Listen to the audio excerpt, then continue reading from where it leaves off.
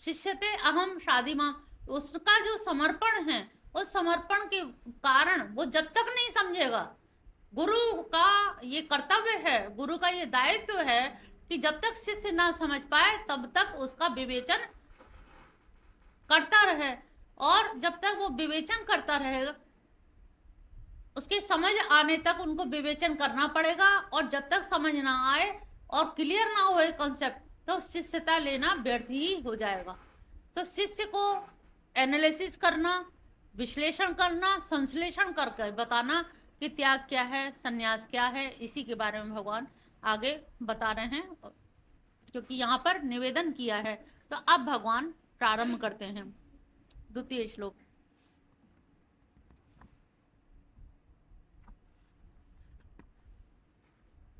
श्री भगवानुवाच काम्यानां कर्मणां न्यासं संन्यासं कवयो विदु सर्वकर्मफलत्यागं प्राहुस्त्यागं विचक्षणाम्।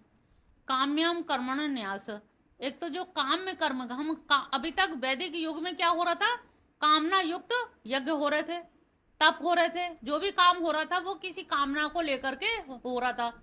स्वर्ग कामो यजेत, स्वर्ग की कामना से यज्ञ करना चाहिए, जब तक हमें स्वर्ग ना मिल जाए तब तक हम करें। तो यहाँ पर क्या था, स्वर्ग क्या है, स्वर्ग भी एक कामना है। क्यों कामना है? क्योंकि वहां से लौटना पड़ता है, स्वर्ग में आपको मुक्ति नहीं मिलती है, स्वर्ग से जाना और स्वर्ग में आना, तो ये प्रक्रिया चलती रही तो जीव भगवान से कब मिलेगा।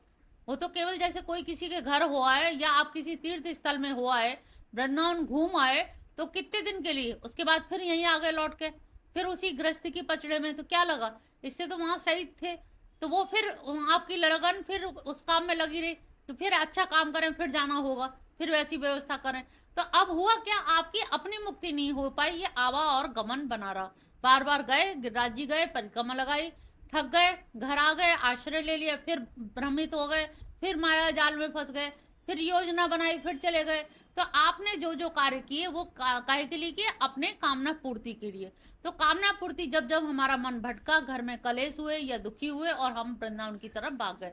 तो ये इस तरह से उन्होंने कहा कि जो काम पहले भी होते थे, लेकिन वो काम कैसे होते थे, वो धर्म कैसा होता है, काम्या नाम, काम्य कर्मों का यहाँ पर कर्मणाम न्यासम, न्यास माने दूर होना, अलग होना, न्यासम संन्यासम कवियो विदु, उस त्याग को ही संन्यास कहते हैं। सर्व कर्म फल त्याग, सारे कर्मों के फल का त्याग, यहाँ एक दो कर्म नहीं, तुम सुबह से लेके रात तक जो भी कर्म कर रहे हो, सारे कर्मों के फल का त्याग को ही यहाँ पर प्राहु आहु यानी कि कहा गया है त्याग विचक्षणा। विचक्षण लोग यानी कि विद्वान जन जो लोग हैं, बड़े बड़े विद्वान लोग हैं, जिन्होंने बड़ी बड़ी तपश्चर्या और साधना के द्वारा इस निष्कर्ष पे, निधि ध्यासन के द्वारा इस निष्कर्ष पे पहुंचे हैं कि हमें सारे कर्मों के फल को त्यागना पड़ेगा। अगर एक भी कर्म फल में आसक्ति रह गई तो बीज तो एक ही होता है, और एक बीज से 1000 बीज तैयार हो जाते हैं। तो 1000 बीज फिर तैयार हो, आप कहेंगे एक ही तो इच्छा थी, हमने और मांगा क्या था भगवान से, एक ही चीज तो मांगी थी। उन्होंने कहा एक ही चीज तो, यही तो दुखदायी हो गई। हमने कहा बस हमारा नाती हो जाए और चम्मच चांदी के उससे दूध पीता है रहे, देख लें आंखों से मरने से पहले। अब ये कितनी लंबी लबेड़ हो गई। तो आप कहोगे हमने एक ही चीज तो मांगी थी, इतने दिन से तुम्हारे दर पे आ रहे हैं, एक चीज मांगना भी गुनाह हो गया। उन्होंने कहा हाँ यही गुनाह है। पेड़ बट वृक्ष बनता है, उसका बीज तो एक छोटा सा ही होता है ना, एक ही बीज होता है। तो इसीलिए यहाँ पर शब्द क्या आया, सर्व कर्म। यहाँ पर गीता की विशेषता है, वहां एक दो चीज का विश्लेषण नहीं किया, सर्व कर्म, सारे कर्मों के फल को तू जो त्याग कर देते हैं। आहु आहु माने कहना, कहा है किन्ने, विचक्षण, जिन्होंने देखा है, साक्षात्कार किया है, हर परिस्थिति को देखा है, ऐसे विद्वत जनों ने इसकी व्याख्या की है कि एक भी अगर कामना है तो वो कामना चाहे पुत्र की प्राप्ति के लिए कामना हो या किसी अन्य वस्तु के कामना हो, और उन कामनाओं से हमें कहीं भी कोई लाभ नहीं मिलना है। लेकिन हम कहीं ना कहीं उसमें क्या होता है, काम कर रहे हैं तो कोई ना कोई लालच हमें अवश्य आ जाता है। तो ये लोभ और लालच और वासना, क्योंकि ये कई जन्म जन्मांतर की वासनाएं पड़ी हुई हैं, तो हम ऊपर से दिखाने के लिए कार्य ऐसे करते हैं कि प्रभु हमें कुछ नहीं चाहिए, तेरा तुझको अर्पण क्या लागे मेरा। लेकिन फिर भी मन के किसी कोने में एक रहता है कि भगवान इतने दिन से आ रहे हैं, कुछ तो ऐसा करके दिखाओ कि लोग कहें कि हाँ ये जा रही थी तो इनका ऐसा हो गया। कुछ करके लोगों को तो दिखाई दो, मोहल्ले पड़ोस में तो लोग कहें कम से कम कि हाँ इनका वास्तव में कुछ ना कुछ तो शक्ति है भगवान में। तो ये जो हमारे अंदर की जो कामना है, हम इस तरह से क्या आदेश निर्देश दे सकते हैं भगवान को, प्रभु तुम अपना जलवा दिखा दो, तुम ये कर दो? क्या वो जादूगर हैं? क्या वो हमारे आदेश पे चलेंगे? क्या आदेश निर्देश के द्वारा वो कार्य करेंगे? तो ये हमारे भक्ति का बौनापन है, हमारी साधना का बौनापन है कि आप ऐसा कर दीजिए, मुझे बस इतना हमारा कर दीजिए। तो अब हम लोग करते क्या है, जो हमारे साध्य हैं, हमारे साध्य कौन है? गोविंद। और साधन क्या हुआ? ध्यान साधना के द्वारा हमें गोविंद को प्राप्त करना है। अब हम क्या करते हैं, गोविंद के द्वारा बेटी का ब्याह करवाते हैं, पुत्र का ब्याह कराते हैं। तो हमने क्या किया, उल्टा साधन जो थे उनको तो साध्य बना लिया, और जो साध्य हैं ये साधन हो गए, और जो साधन है उनको इनकी जगह बैठा दिया, जिनके द्वारा कर्ता ने कर्म को करण से, ये है ना, कर्ता ने, हमने कर्म को करण से, कर्म क्या है, बेटी का ब्याह, और करण क्या होगा, ये भगवान से कहो कि बेटी का ब्याह हो जाए, तो ये करण हो गए ना। करण क्या होता है, उपकरण, मशीनरी। तो हमने भगवान कृष्ण को मशीनरी बना दिया, और जो बेटी का ब्याह या पुत्र का या मकान बनवाना, जो भी हमारी वांछा है, जो भी इच्छा है, उसको हमने साध्य बना दिया। तो इनको हमने यूज करा, हम यूज नहीं हो रहे, यहाँ आकर हम यूज नहीं हो रहे, बल्कि हम उनको यूज कर रहे हैं कि तुम ऐसा ऐसा इतना इतना कर देना। उनकी इतनी बड़ा ब्रह्मांड है, सृष्टि के नायक हैं, सृष्टि को चलाने वाले हैं, और उनको हम बताते हैं कि तुम ऐसा ऐसा कर देना, इतना कर दो फिर हम तुम्हारे ही करेंगे। अब ये क्या हो गई, सशर्त भक्ति हो गई। अगर तुम ऐसा कर दोगे तो फिर हम तो खाली हैं घर में, फिर अब तुम्ही की तुम्हारी पूजा करनी, फिर और कोई काम ही नहीं है। तो ये सशर्त, यहाँ पर शर्त नहीं चलती, प्रेम में शर्त नहीं चलती। तो यहाँ पर सहज रूप से, इसीलिए उन्होंने त्याग को बताया कि अगर जो मेरा भक्त होगा उससे तो चीजें अपने आप ही छूट जाएंगी, स्वतः ही छूट जाएंगी। मीराबाई से किसने कहा था राजमहल छोड़ने के लिए? किसी ने निकाला नहीं था, वो निकल पड़ी। चैतन्य महाप्रभु बंगाल छोड़ के माता सची से आज्ञा लेकर के सन्यास की और वृंदावन के लिए निकल पड़े। तो जो भक्त होता है वो निकल पड़ता है, वो ये कंडीशन नहीं है कि तुम मिल जाओगे, वायदा करो तो मैं आऊं वृंदावन, नहीं तो फिर नहीं मिले और घर से भी निकल लिए। बहुत सारे लोगों को ये शंका होती है जब घर छोड़ते हैं, तो ये शंका होती है कि तुम भी मिले नहीं और घर भी छूट गया, माया मिली ना राम। तो वो कहते हैं कि ये शंका अगर है तुम्हारे अंदर, तो इस शंका से क्या है कि अंदर बेचैनी होती है कि अब तुम मिलोगे नहीं और घर जाके क्या मुंह दिखाएंगे। इससे तो अच्छा रेल की पटरी पे कट जाए, मर जाए तो ज्यादा अच्छा है। जब मरने के लिए आमादा हो जाता है भक्त, तब भगवान प्रकट हो जाते हैं। जब लगता है कि ये वास्तव में इसके लक्ष्य में ही था, ये कुछ मांगने नहीं आया था, ये सिर्फ मुझसे मिलने, मुझे पाने, मुझसे मेरे लिए आया था, तब वो स्वतः ही आ जाते हैं, प्रकट हो जाते हैं। तो मीराबाई के साथ जैसा हुआ ऐसे ही भक्तों के साथ, वहां पर कोई कंडीशनल प्रेम नहीं होता है और नहीं कोई। तो यहाँ जो हमारे जैसे कहते हैं कर्म जितने भी हैं सब फलदायी होते हैं, तो सारे कर्म हमारे जो फलदायी हैं उनके फलों को हमें नहीं लेना है। अब कुछ तो जैसे आप लोग दातुन करते हो, नहा रहे हो, धो रहे हो, आप कहोगे सब कर्म फलदायी है तो ये भी फलदायी होने चाहिए, लेकिन इनका फल हमें कहाँ मिलता है? इनका फल यही है कि तुम्हें नहा के एकदम से स्फूर्ति, चेतना जागृत, अंतःकरण शुद्ध, मन शुद्ध, स्वच्छता, अपने आप में प्रसन्नता, मुदिता का भाव आता है। तो ये जो कर्म कुछ है जो जिनमें हमें फल नहीं मिलता लेकिन अनुभव होता है, लेकिन जिनका फल मिलता है उसको भी हमें फल नहीं लेना चाहिए और ना लेने का भाव रखना चाहिए। ये भी मत रखो कि हम देखो कर रहे हैं लेकिन इसका हम फल नहीं लेंगे, सब बांट देंगे तुम्ही सबको, ये भी अहंकार आ जाएगा।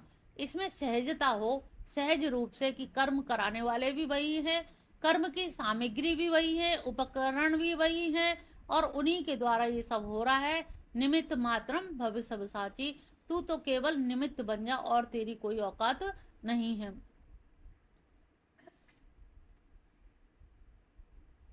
तीसरा, त्याज्यम दोस्वादिक के कर्म प्राहुर्मनीषण, यज्ञ दान तपः कर्म न त्याज्यमिति चापरे। अब कुछ लोग कहते हैं प्राहु, मतलब कहते हैं मनीषिणी, कौन कहते हैं? मनीषी लोग। दोष बदे एक एक कर्म, कि कुछ सभी कर्म दोष युक्त होते हैं। भाई कोई सा भी कर्म करो उनमें कहीं ना कहीं दोष तो पाया जाता है। सभी कहते ना, यज्ञ करे हवन करे अज्ञानी देते में भी हाथ जल जाता है। अब हाथ जलने के डर से कोई यज्ञ ही ना करे, लेकिन यज्ञ रुक तो नहीं गए, हाथ भी जलते हैं और काम भी हो रहे हैं। तो कुछ लोगों के बड़े आहू मने कहना, मनीषियों का यह कहना है कि सारे कर्म फलदायी होते ही हैं, कर्मों के फलदायी का हम नहीं रोक सकते क्योंकि वो सभी फलदायी हैं।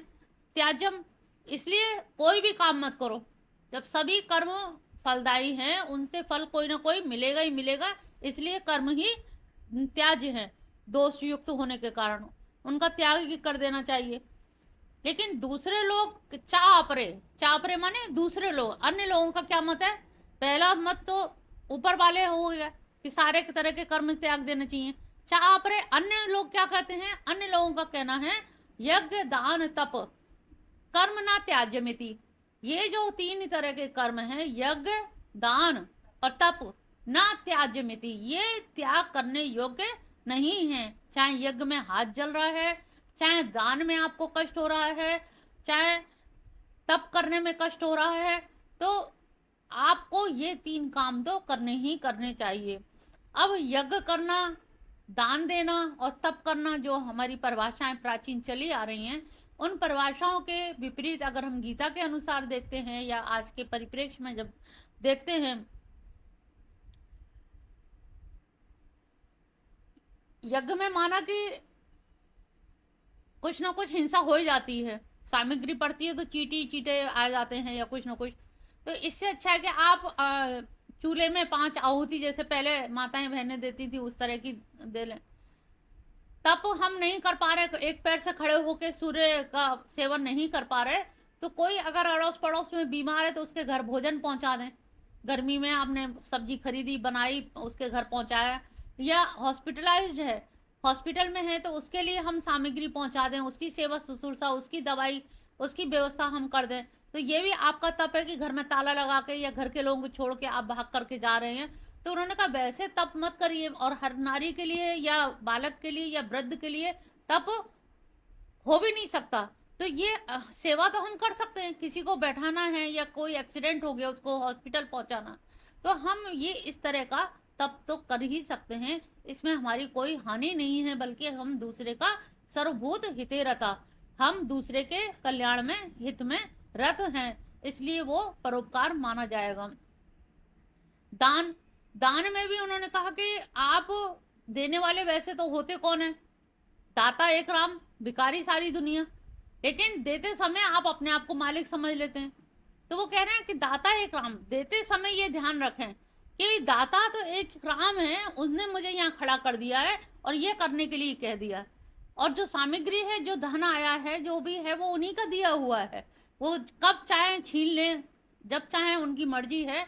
तो दान में भी अहंकार नहीं रहे, और दान देने से क्या है कि हमें थोड़ा अपना जुड़ा हुआ धन जो है वो देने की वृत्ति पनपती है, जो अभी संचय की वृत्ति थी खींचने की, चुपका के रख लें, छुपा के रख लें पैसा, इससे बचा लें, उससे बचा लें, ये बचा लें। फिर दान देने से क्या है, हमारी जो संचय वृत्ति है, और ये संचय वृत्ति ही पाप करा देती है। एक तो चोरी करवाएगी, छुपा के रखना ही चोरी है, बचा के रखना, तो उन्होंने कहा कि ये देने की प्रवृत्ति आपके अंदर, हाथ जो मुट्ठी अभी बंद है वो मुट्ठी खोलने की आदत पड़ जाती है कि इससे किसका कितना भला हो जाए, हमारे देने से किसी का कल्याण हो जाए। तो यहाँ पर तप को, दान को और यज्ञ को, यज्ञ की एक परिभाषा पहले और भी दी गई थी कि आपकी जो, जैसे कहते हैं वैदिक काल में पशु हिंसा होती थी और बलि चढ़ाई जाती थी। तो उन्होंने कहा पशु हिंसा या बलि चढ़ाई जाती थी तो कहीं ना कहीं पशुता तो आपके अंदर भी है, आपके अंदर भी। कल एक संत है वो बता रहे कि 10 गुण कुत्ते से आपके मिलते हैं, कहा जाता ना स्वान निद्रा भी उस तरह की होनी चाहिए। अब कुत्ते को रोटी एक दे दो, फिर दुत्कारो तो वो आगे चला जाता, फिर लौट के आ जाता है। तो सन्यासी में भी वही है, जिसने अपना मान सम्मान की वो परवाह नहीं है, अमानी हो गया है, तो उसको भी ऐसे ही लगता है कि कोई बात नहीं। तो कल एक सज्जन ने एक सन्यासी को कहा अच्छा अभी देर है, कल फिर क्यों खड़े हो जाओ, चला गया। उन्होंने कहा अच्छा अच्छा रुक जाओ, आ जा दे देते हैं, फिर नहीं दिया। 7 बार ऐसे किया और वो 7 बार आते रहे। उन्होंने अपनी भी परीक्षा ली कि हमारे अंदर अमानित, हमारे अंदर से अहंकार लुप्त हुआ है कि नहीं हुआ।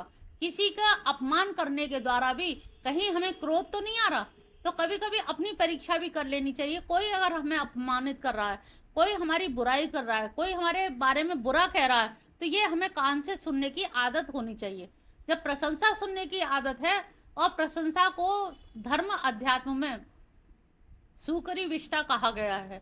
ये सुकरी विष्टा है, प्रतिष्ठा जो है सुकरी विष्टा की तरह से। कभी ये मत सोचो कि लोग मेरी तारीफ करें और आप उनके पास जाके बैठें और आप उनके पास रहें। तो कभी कभी ऐसा होता है कि हम, जो लोग हमारी प्रशंसा करते हैं, हमें उनसे आसक्ति हो जाती है, और जो हमारी बुराई करते हैं उनसे हमारी दुश्मनी हो जाती है। तो ये दुश्मनी और मित्र बनाने वाले भी आप ही हैं। वैसे तो समान है सब, लेकिन आपने विभाजन कर लिया। जो मेरी पक्ष की बात करे, जो मेरी प्रशंसा करे, अब वो प्रशंसा कौन से स्वार्थ से कर रहा है ये आपको वो नहीं लग रहा। लेकिन कोई अगर बुराई करता है तो आप तिल मिला जाते हो कि अरे मेरी बुराई और ऐसे कह दी उसने, अब तो हम देख लेंगे। तो ये जो चीज है सन्यासियों में, वो मान को त्यागते हैं और अमानी होने का प्रयास करते हैं। तो हमें भी अमानी होने का, अगर कोई बुराई कर रहा है तो हंस के पूछो और क्या कहा हमारे बारे में, निंदक नियरे राखिए बिन पानीस। अब वो हम होना नहीं चाहते, ये दोहे दोहे के रूप में रह गए हैं, रटने के लिए रह गए हैं, लेकिन इनको व्यवहारिक रूप से हम अपने ऊपर नहीं उतार पाते। अंदर, और अगर निंदक आदमी से आप प्यार से बोलेंगे तो हो सकता है वो निंदक ना रहे, उसके अंदर में से भी वो अवगुण जा सकता है, लेकिन हम इतने आक्रोश हो जाते हैं कि वो और निंदा करने लगता है। तो एक विभाजन हो जाता है, वो निंदक आपका शत्रु हो गया, आप उसके शत्रु हो गए, परस्पर शत्रुता बढ़ती जाती है। तो निंदक व्यक्ति जो आपकी निंदा कर रहा है, तो वो आपके पापों का कम कर रहा है, आपका पाप का घड़ा जो भरा हुआ है उसमें से पानी निकाल रहा है और अपने में पाप के घड़े को भर रहा है। और जब भर रहा है और आप किसी की प्रशंसा कर रहे हैं, तो आपके जो पुण्य का घड़ा है वो भरता जा रहा है। हमें किसी से कोई लेना देना नहीं है, सभी अच्छे हैं हमारे लिए। तो ये सोचिए कि हम अपने आप पाप इकट्ठा क्यों करें। किसी के बारे में 2 शब्द कह के वो व्यक्ति सुधरेगा नहीं, सुधार होना नहीं है, और हमारा पाप का घड़ा बढ़ जाएगा। तो हम क्यों पाप अपना कमाएं। हम इस जगत में आए हैं तो पुण्य कमाने आए, जिससे कि पुण्य हमें ऐसा जीवन, दुखदायी जीवन या कलेश, या शरीर के कलेश या मानसिक कलेश ना मिले। इसी के लिए हमें ये प्रयास करना चाहिए।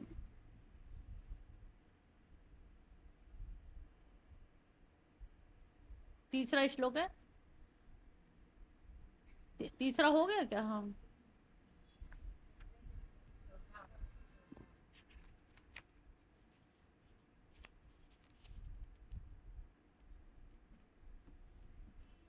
यहाँ पर उन्होंने एक बहुत अच्छी बात कही, यज्ञ दान तप जो है ना, अगर यज्ञ कर भी रहे हो, तुम दान कर भी रहे हो, तो इसको भगवान से जोड़ दो।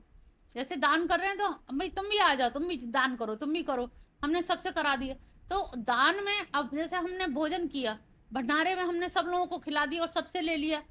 अब हम जब कोई कथा करवाते हैं या यज्ञ करते हैं, अब यज्ञ क्या है? स्वाध्याय यज्ञ भी है, गीता। सप्ताह यज्ञ क्या है? भागवत है। लेकिन कभी किसी ने बैनर पे या बोर्ड पे ये छपाया कि मैंने 2 नंबर का पैसा इतना इतना 21,000 रुपये में भागवत कथा में लगा रहा हूँ। तो हम शुभ कार्य के तो बैनर छपवा देते हैं, पर्चे छपवा देते हैं, लेकिन अब वो कौन सा हमारा दूषित पैसा है या गलत काम है, कभी हमने अपने गलत काम के कोई बैनर कभी नहीं छपवाए। अगर आप अपने गलत काम को उजागर कर दें तो आपका प्रायश्चित हो जाएगा। वैसे तो स्मृतियों में प्रायश्चित, मनु स्मृति, दक्ष स्मृति, पाराशर स्मृति सभी में प्रायश्चित दे रखे हैं, लेकिन आप उन स्मृतियों का अध्ययन कर नहीं सकते। तो सबसे इजी गोइंग है आज के कलयुग में, इतना अच्छा भगवान ने उपाय बता दिए कि सबके सामने खड़े होकर बता दो कि भाई हमसे कल ऐसा ऐसी गलती हो गई और हमने ऐसा ऐसा कर दिया। अब देखो कौन तुम्हारा क्या बिगाड़ लेगा, हंसेंगे ज्यादा ज्यादा, 2 मिनट खुसुर फुसुर करेंगे, उसके बाद तुमने अपना पाप धो लिया ना, तुम चतुर चितेरे बन निकले।